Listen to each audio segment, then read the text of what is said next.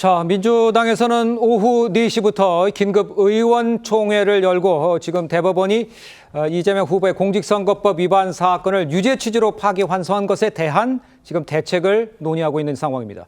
회의를 앞두고 박찬대 당대표 이 직무대행 겸 원내대표죠. 대법원의 유죄 취지 파기환송을 사법 내란이라고 규정을 했습니다. 직접 들어보겠습니다. 참으로 비상한 시기입니다. 비장한 각오로 무장해야 합니다.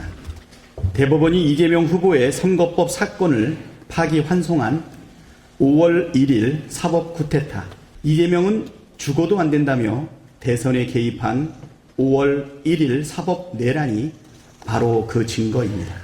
수구 기득권 세력들은 이제 조희대의 대법원과 손잡고 국민의 압도적 지지를 받는 대선 후보 이재명을 또다시 죽이려 기도하고 있습니다. 이제 우리가 가진 모든 권한과 능력, 가용 가능한 수단과 방법을 총동원해 이 싸움에 임해야 합니다. 자, 일단 박찬대 당대표 직무대행이죠. 이 모든 권한과 수단을 총동원해서 지금 사법 내란을 제압하겠다, 이렇게 이야기를 했습니다.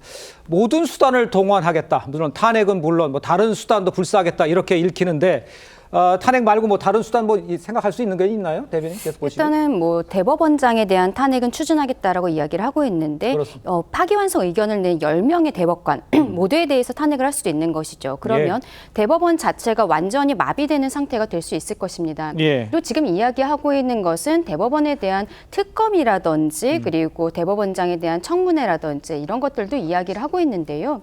그것과 부수해서 지금 형사소송법이라든지 공직선거법 개정 이런 부분들도 민주당 측에서는 아마도 폭주할 것이라고 생각을 합니다. 근데 이러한 모습이 어쨌든 수권 정당이 되겠다라고 하고 있는 것 아니겠습니까? 이재명 대표는 대통령이 되겠다라고 하는 사람인데 헌법소의 의지가 없는 것을 넘어서서 오히려 헌법기관인 법원과 모든 기관들을 마비시키겠다라는 것이거든요. 대법원 판결에 대해서 이런 형태로 불복하는 것이 우리 국민들께서 어떻게 받아들일지 민주당이 다시 한번 생각해봐야 된다라고 생각합니다. 그러니까요. 일단 박찬대 당대표 직무대행 이제 수구 기득권 세력과 조희대 대법원장이 손을 잡았다 이렇게까지 규정을 했고요.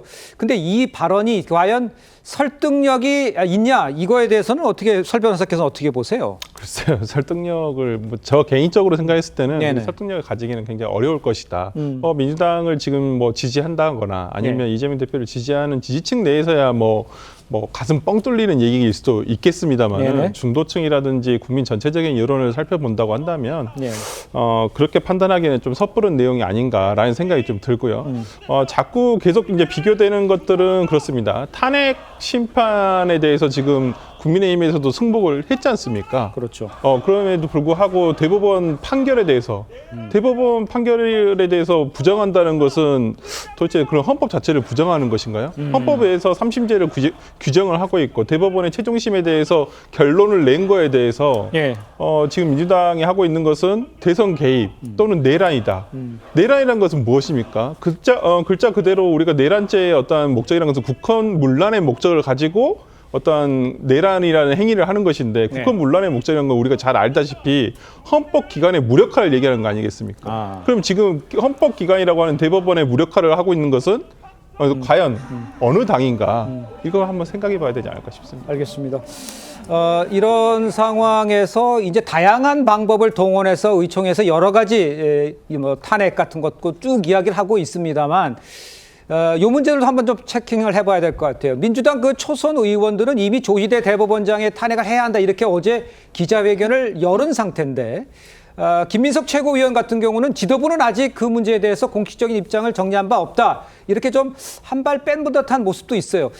우리 정은혜 전 의원께서 보시기에는 공격적으로 이야기를 하면서도 조금 한 발 뺀 듯한 모습. 이건 뭐를 의미한다고 어떻게 해석을 하면 좋겠습니까, 이거는? 네, 일단은 공식 입장을 정리하기 전에 우리는 민심을 정리를 해야 됩니다. 아마도 초선 의원들이 먼저 이렇게 나섰다는 것은 국민의 민심의 예고편이라고 볼 수 있고 국민의 정서를 반영했다고 보여집니다. 그래서 어떤 성급한 결론을 내리기보다는 정당한 검증의 시간이 필요하다고 보여집니다. 법의 이름으로 정치가 짓밟혔다라고 느껴지는 국민들이 많다고 생각합니다. 왜냐하면 지금 5월 1일 이후에 더불어민주당에 입당을 하는 인원이 하루에 5,000명 이상이 된다고 합니다. 예. 그만큼 민심이 지금 요동을 하고 있고 이것은 이재명 후보 단 한 사람의 정치적인 생명을 지키겠다는 것이 아니라 예. 국민의 주권 그리고 선거의 정당성, 사법의 공정성이 무너진 사건이라고 저는 생각을 합니다. 그렇기 때문에 조의원 대법원장은 헌법상 독립된 사법부의 수장인데 굉장히 너무나 정치 일정에 맞춰진 속도로 굉장히 빠른 이런 처리가 됐다는 것 그리고 네. 6만 쪽에 달하는 그 방대한 양을 예. 이틀이다, 9일이다 뭐 이런 얘기들이 있는데요. 예. 정말 무슨 AI 판사냐 뭐 이런 얘기가 나오기까지 합니다. 그런 풍자가 나올 정도인데 네. 이런 상황이라면 이것은 더불어민주당에서는 사법 쿠데타로 지금 규정을 하고 있고 예. 절차적으로 정의를 다시 회복하는 과정으로서의 지금 시간을 저희가 보내고 있다라고 생각하시면 좋을 것 같습니다. 알겠습니다. 대법원장 근데 네, 이게요. 말씀하시죠. 예. 이게 민심이라고 정 의원님께서 말씀을 하셨는데 저는 그렇게 생각하지 않습니다. 특히 이게 초선 의원들이 중심에 대해서 이야기를 하고 있다는 거예요. 네네. 초선 의원은 의미가 있습니다. 작년 총선 과정에 있어서 이재명 대표가 비명 횡사, 친명 횡재 이 공천을 했다라는 것이죠. 그럼 결국 이재명 대표와 가까웠던 많은 분들께서 특히 더민주혁신회의가 원외 집단이었는데 31명이 원내로 진입을 했어요. 이분들이 다 초선이거든요.